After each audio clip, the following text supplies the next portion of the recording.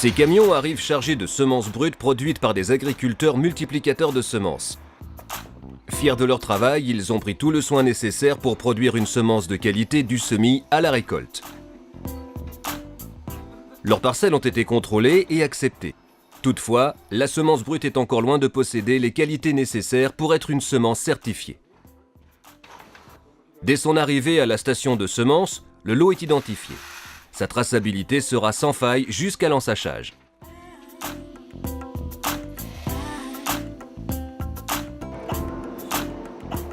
Dans un premier temps, le lot est stocké en cellules dans l'attente de son triage. L'échantillon prélevé dès la réception va être analysé. Dans ce laboratoire, la semence brute passe sur une chaîne de micro-triage pour déterminer la proportion des différents déchets afin de régler au mieux les appareils de la chaîne de triage. La microchaîne sépare le petit grain des graines rondes et des déchets légers de la semence.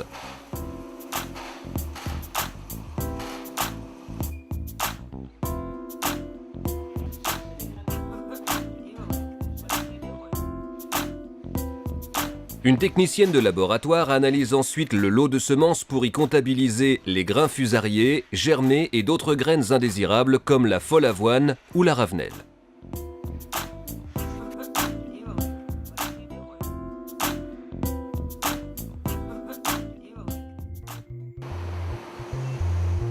Les caractéristiques du lot à trier étant connues, les différentes machines peuvent être réglées au mieux.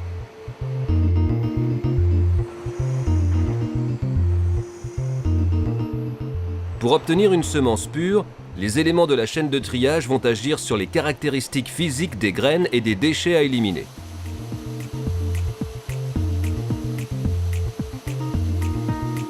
Elles vont utiliser les différences de volume et de poids pour éliminer les cailloux et les pailles. Et pour les graines indésirables, les différences de forme, largeur, longueur, épaisseur, densité et couleur. C'est le passage dans une succession de machines qui va permettre l'élimination de tous les déchets. Chacune d'entre elles joue sur une ou plusieurs de ces caractéristiques physiques. La première de ces machines va dégrossir le travail, c'est le pré-nettoyeur. Le flux de grains va passer sur différentes grilles qui vont retenir ou laisser passer les déchets. Le travail est complété par l'aspiration des déchets légers. La deuxième des machines à intervenir concerne les céréales aristées comme l'orge, c'est l'ébardeur. Ensuite, la semence passe dans le nettoyeur séparateur sur une série de grilles.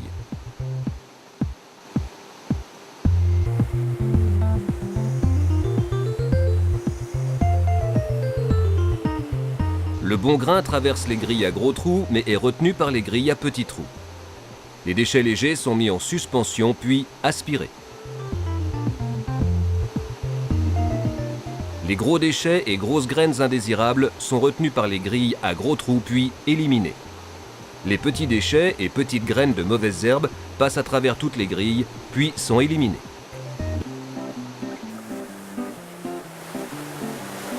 Là, j'ai pris l'échantillon des graines, des petites graines, le dessous de grille, des petites graines, même certaines sont entières, mais qui sont toutes petites, si vous remarquez bien.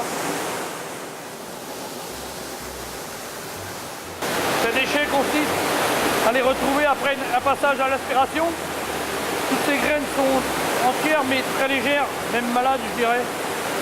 Et on récupère quelques petites impuretés qui affinent notre triage. La semence passe ensuite dans les trieurs alvéolaires. Ils sont équipés de cages métalliques alvéolées. Certaines, en tournant, retiennent le bon grain et laissent les graines longues qui sont ensuite éliminées. D'autres, en tournant, entraînent les graines rondes qui sont ensuite éliminées.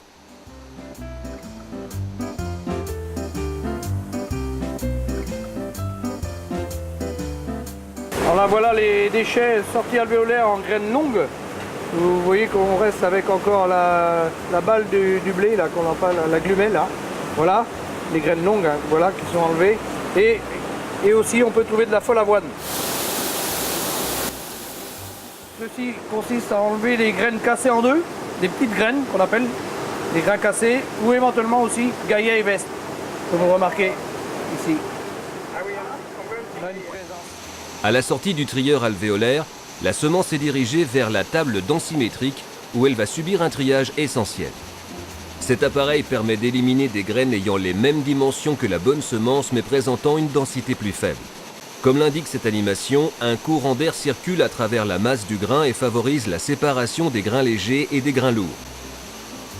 Les grains lourds restent davantage en contact avec la table et se déplacent vers les sorties hautes. Les grains légers entrent en suspension et s'écoulent vers les sorties basses. Nous arrivons à la dernière étape, la partie table densimétrique. Cette partie-là très importante pour la bonne semence. Il ne faut pas passer à travers. La table densimétrique consiste à enlever toutes les graines légères, malades, mal formées, etc. par sa vibration et aspiration. Dans certains cas, il peut être nécessaire de faire appel à une machine complémentaire, le trieur optique, comme nous l'explique ce technicien. L'intérêt du trieur optique pour les céréales, c'est de pouvoir trier les orges dans les blés, et le blé dans l'orge, le blé dur dans le blé tendre, dans les avoines, on peut trier aussi l'orge, sortir l'orge. Tout ce qui a une couleur différente assez importante. Les graines passent une à une devant une caméra. Leur couleur différente provoque l'envoi d'un jet d'air comprimé. Ainsi, les sclérotes, les grains cassés, décolorés car malades ou échaudés et de couleurs différentes sont éliminés. Une fois la semence triée, un technicien prélève une série d'échantillons.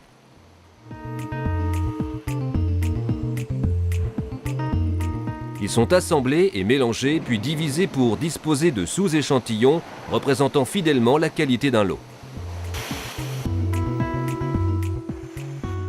Ils sont ensuite analysés pour vérification en regard des exigences de qualité.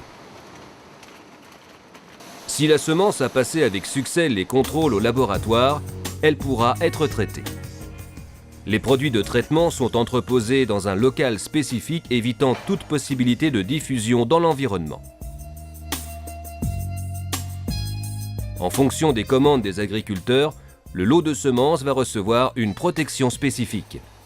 Ce traitement se réalise dans des conditions strictes de sécurité pour les opérateurs et l'environnement. Il existe deux types d'appareils de traitement, soit en flux continu, soit en flux discontinu, comme dans cet exemple.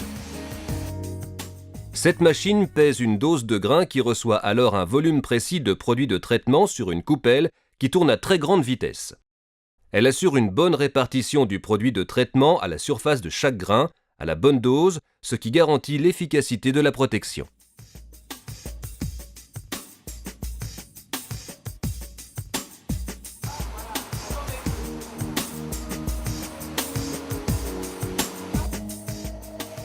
Chaque lot traité est une nouvelle fois analysé. Ici, une technicienne de laboratoire contrôle la pureté spécifique en vue de la certification. Elle comptabilise l'éventuelle présence de graines étrangères. Les lots hors normes seront refusés.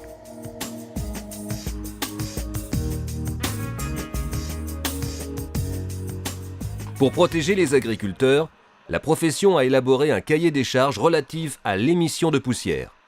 Cette technicienne de laboratoire vérifie que la quantité de poussière émise lors des manipulations de la semence et au semis est inférieure au seuil prescrit.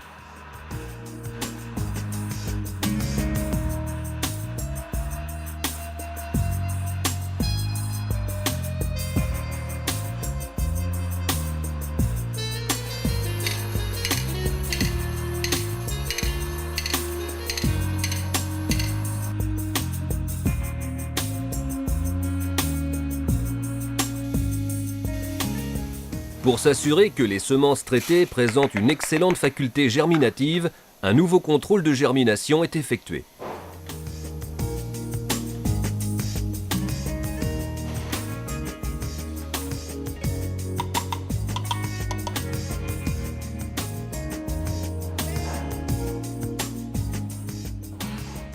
Des boîtes de 100 grains sont placées en chambre de germination durant 7 jours.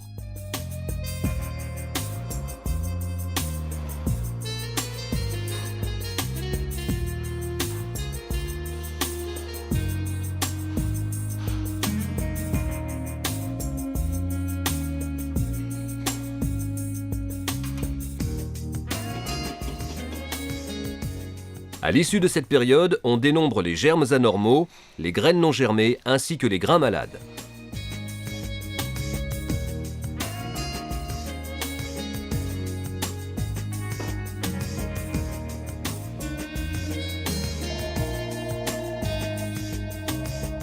Pour effectuer des semis précis, les agriculteurs ont besoin de connaître le poids de 1000 grains de leurs semences. Cet appareil compte les grains un à un.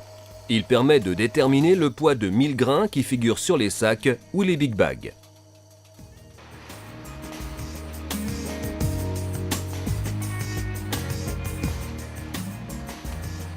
Sur la sacherie, le certificat bleu du SOC atteste du respect des normes officielles de certification, comme par exemple la faculté germinative qui doit être au minimum de 85%.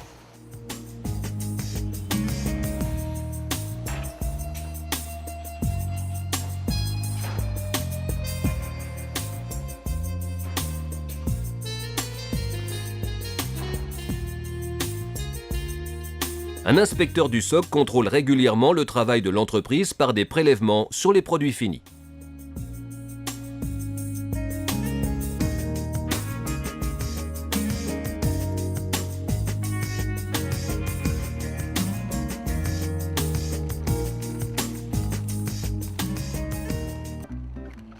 Les entreprises de semences sont organisées pour livrer une grande diversité de commandes en variété, en protection, en conditionnement, et ceci avec une grande réactivité.